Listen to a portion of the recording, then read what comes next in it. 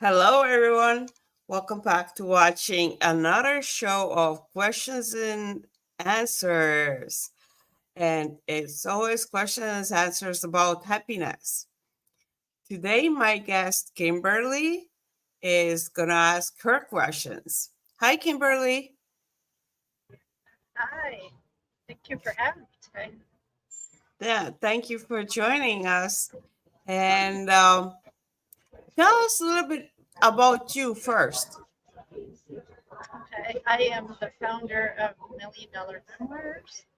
I am currently speaking on podcasts, summit stages, and speaking about my story of being raised by two alcoholics and the journey of codependency and repeating old patterns and what I've been experiencing. Okay, great. Yeah. Um, I think we need to hear you a little bit. If you put that microphone closer, we will maybe hear better as well. But let's start with the questions. I always like to get right to the point because, as the viewers, it seems like that's what you like. So let's do today what the viewers like. They like me start, go right to the topic. Okay, what are your questions, Kimberly?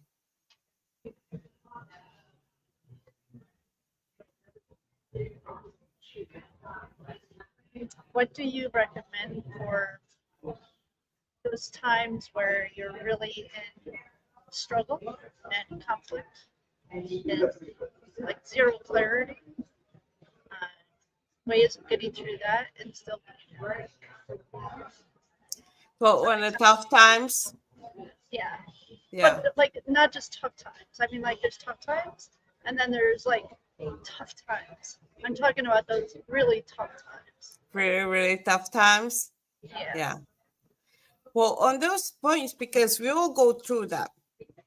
I don't I don't think anybody has moments like life that they haven't had any like uh tough times, even really tough times. It doesn't have to be always in the same way. Everybody's tough times are different. Like even people with who have a lot of money and everything seems to be really good, they might have a really tough time with the health or really tough time with the family member, so we all have moments like that in our life. And one thing with the happiness, you don't ignore and you don't just pretend that it's not there, because that's not going to let you be happy and everything, because then you're just pretending and you're not really happy. So what do you have to do? You still keep your happiness, but you're allowed to have all those other emotions in the same time. So you do deal with all the other emotions, and when those other emotions, maybe it's anger or sadness and all those things that will come up, you allow it to be. You don't try to like, okay, I just need to be happy and I just let them go, because they have a reason. You have to process them, feel them, and deal with the situation. But when you're dealing with the situation, you can't stuck in a moment of thinking like, oh, everything's wrong now and everything never is going to change. Like you have this moment like, okay, now everything is ruined and nothing ever is going to be better. You have to focus on how can you make this moment change and how can you make it better. And small steps. Every small steps count. If it's really really rough time, then waking up in the morning and doing one task, that counts. You know that all Yeah, I love those that. yeah, all those little things, they count. And you go move through that situation, but you're always trying to go for positive outcome. Yeah. Oh, I love that. But- Yeah. And that Okay. brings up another thing. You were talking about relationships.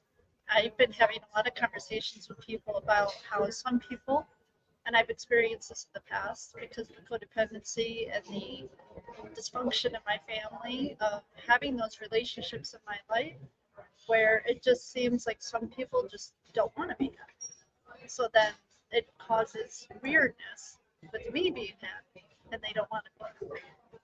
Mm-hmm. And So that then happens a lot. what? Yeah, I know a lot of people like that, and I always wish, like, I kind of wish they would be my customers, but I know they're not, because like you said, they just don't. Some of them have said, like, I don't want to be happy, because there's so much in that comfort zone of not being happy with all the other feelings that they're feeling. And what the bad thing is, they're bringing other people down as well.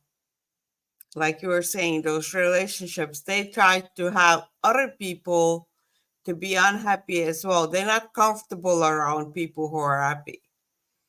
So it's really, really important to set really strong boundaries with them.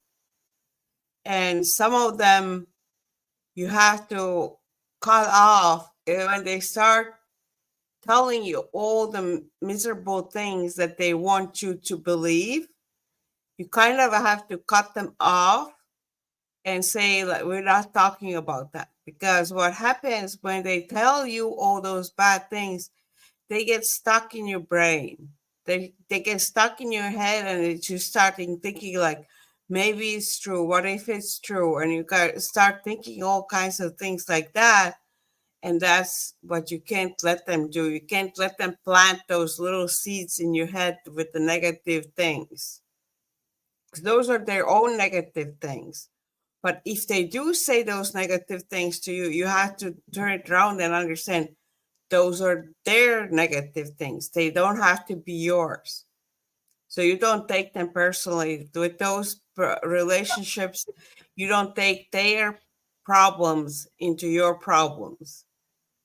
I love They that. have to, yeah, yeah. It's Yeah, hard with the parents and family members, because you have to remember they different. They were raised differently, or whatever. Their life experiences were different.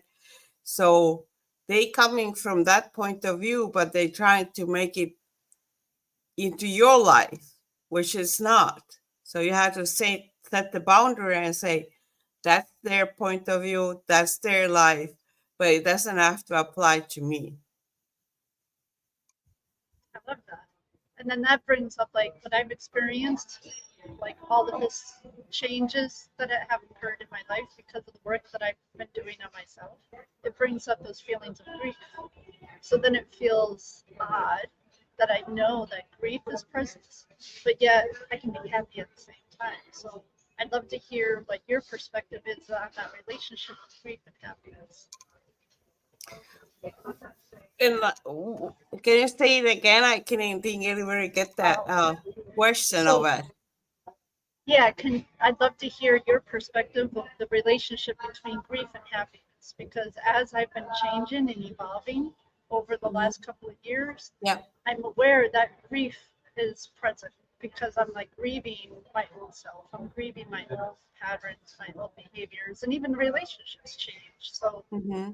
like there's been relationships to just choosing to let go because they don't serve me any longer with the changes that I've made. So, what is your perspective on the relationship of grief and happiness? Because it feels odd, but I know grief is present, and then choosing to be happy. If that makes sense. Yeah. But it still stays kind of the way I see it, it still stays there, because they being such a big part of us. So it's hard, like you're saying, it's grief. You feeling they're a part of us, but it is kind of like our cellular place where we used to having them, and we used to having, it goes in a circle of year on usually like the holidays or something like this. We used to having them around, and now they're not around, and we have to process that moment without them. So that makes a difference. And for your own self as well, if you go through that, this is the way I was before, you always have to think of from a happiness point of view, but was that the way you wanted it to be? Or do you want it to be differently? Or do you want it to be different now? So you kind of missing, depends on the people, you might be missing the good sides, and you don't kind of ignore the bad sides. And again, like all of those things and emotions, you have to say it's okay. You don't have to avoid it and say, like, maybe it's wrong that I'm feeling this way, or maybe I should not be missing them, or maybe I should not be missing my old safe self. You have to understand it's okay to do all those things. But that doesn't have to take away from your present moment of being happy now. And you don't get stuck, or you don't dwell too long time on that, all those past, because that's in the past, but you have to live in a present moment. And occasionally going back and thinking about that, and like you said, grieving in that point, it's okay, but don't stay there all the time. Try to find new things and new memories, create new experiences, and try to be always as much as possible in a present moment. I love that. Thank you. Okay, do you have any more, or that's for that's 2 questions for today?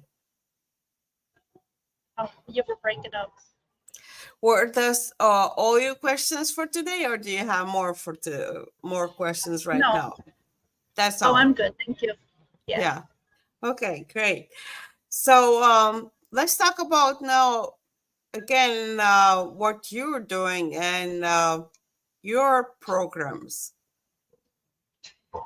Yeah. So I'm really excited because I'm in a book. I'm a co-author of a collaboration project.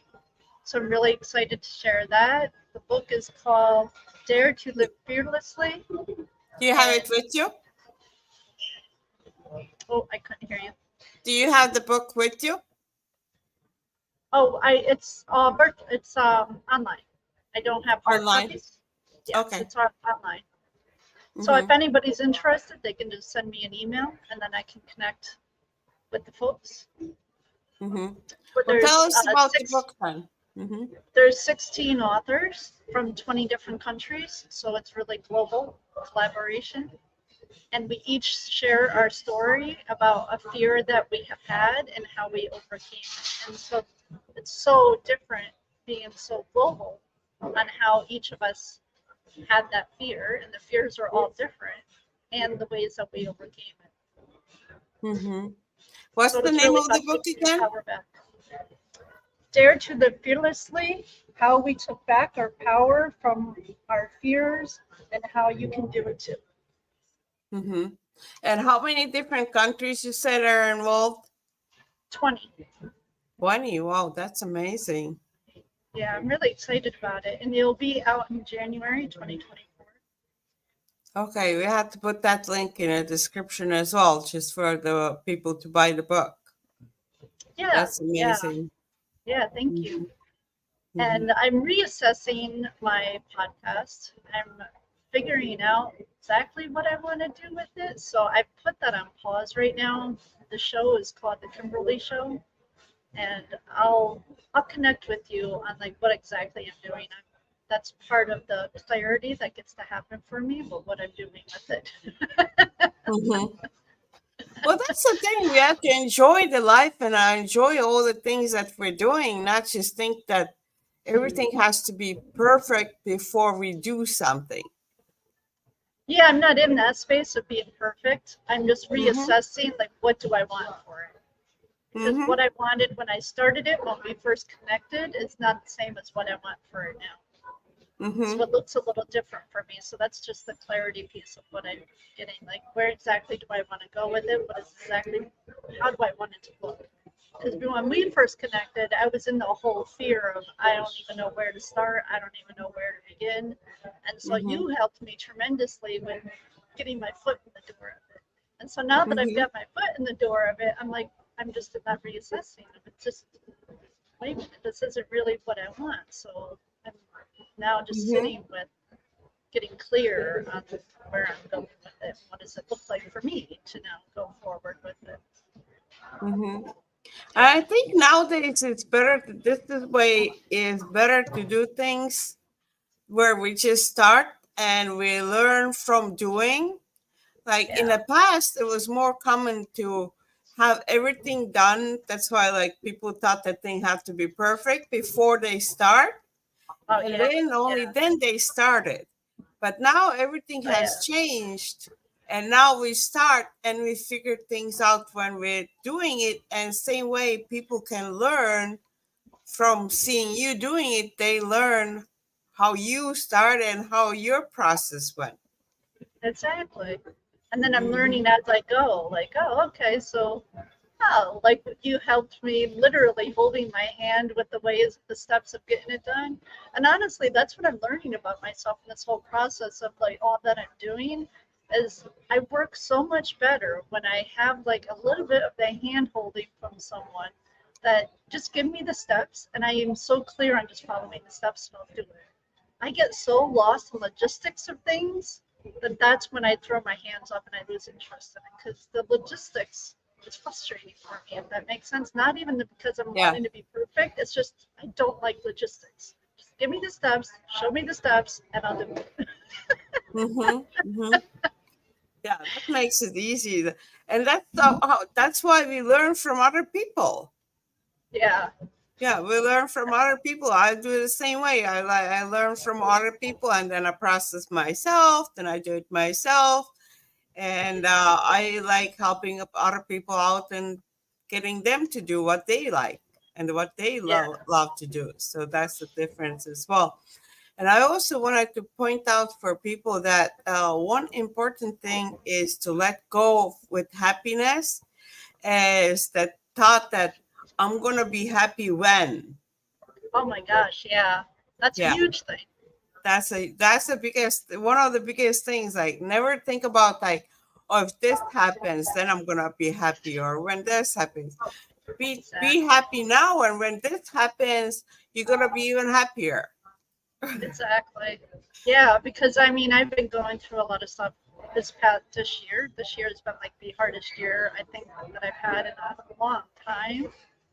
And what I really learned is when I'm in that mode of looking at what I don't currently have because it's not the situation that I want, I'm in scarcity because I'm focusing on what I don't have. So then I Yeah. have this false belief that, oh, when I do have such and such, I'm going to feel so much better. My life will be better or whatever. And that's just not true. I can Yeah. choose to be happy still, even if my life doesn't look the way that I want it to look right now as well. Hmm. And everybody right now with the inflation and everything, everybody had hardest years. This year has been hardest year for so many people. Yeah, Yeah. And yeah, exactly like you said, you don't have to see that if this is over, then you're going to be happy. You still enjoy the little things that you have, but then you deal with the big things, and you just have to deal with the real life as well. exactly. Hmm. But it doesn't have to take away from you enjoying the little things. Exactly. Hmm.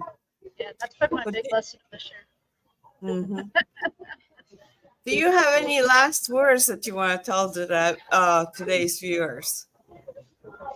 No, I really appreciate being on here again, and I appreciate you for all the support that you've given me and just being you. Thank you for being here. Yeah, thank you, Kimberly. Thank you for being in our show. And I'm excited about the book that comes out in January. So, for all the viewers, the links for the book is going to be in the description, but that's going to be in January, right?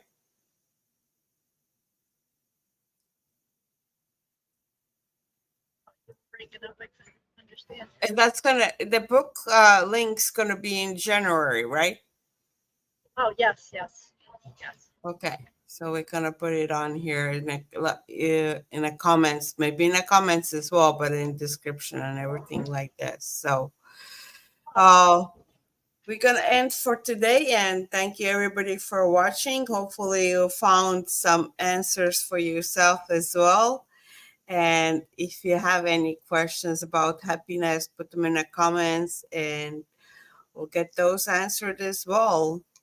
And always remember that you're allowed to be happy. Bye everyone.